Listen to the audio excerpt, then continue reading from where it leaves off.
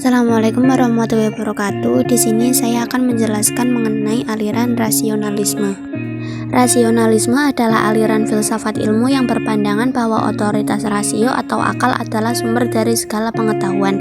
Rasionalisme ialah paham filsafat yang menyatakan bahwa akal adalah alat terpenting untuk memperoleh pengetahuan dan menetes pengetahuan. Rasionalisme percaya bahwa cara untuk mencapai pengetahuan adalah menyadarkan diri pada sumber daya logika dan intelektual. Segala sumber pengetahuan dalam rasionalisme berasal dari akal pikiran atau harus bersifat rasional realistis.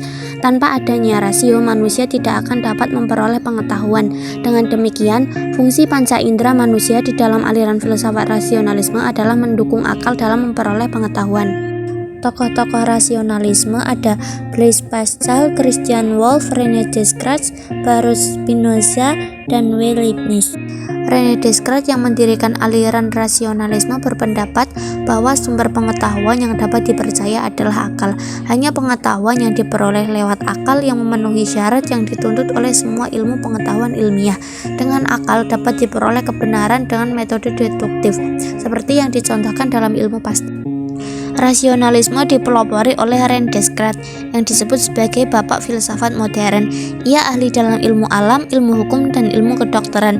Ia menyatakan bahwa ilmu pengetahuan harus satu tanpa bandingannya, harus disusun oleh satu orang sebagai bangunan yang berdiri sendiri menurut satu metode yang umum. Yang harus dipandang sebagai hal yang benar adalah apa yang jelas dan terpilah-pilah. Ilmu pengetahuan harus mengikuti langkah ilmu pasti, karena ilmu pasti dapat dijadikan model cara mengenal secara dinamis.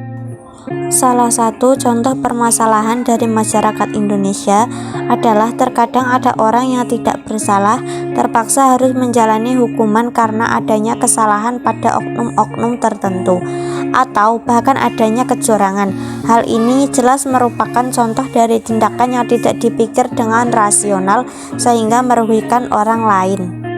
Pendapat kami, aliran rasionalisme percaya bahwa kebenaran ada pada akal manusia dan tidak bisa suatu kebenaran didasarkan pada sebuah kebohongan, karena Tuhan sudah memberikan manusia akal yang diharapkan tidak akan melahirkan suatu kebohongan.